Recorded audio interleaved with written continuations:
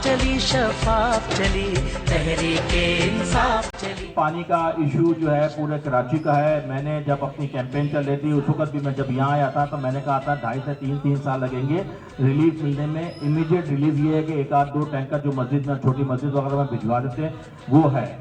तो अगर एक फैमिली को 12,700 रुपए अगर एक फैमिली को आ रहे हैं तो ये, और वो भी इंस्टॉलमेंट में करवा दूंगा।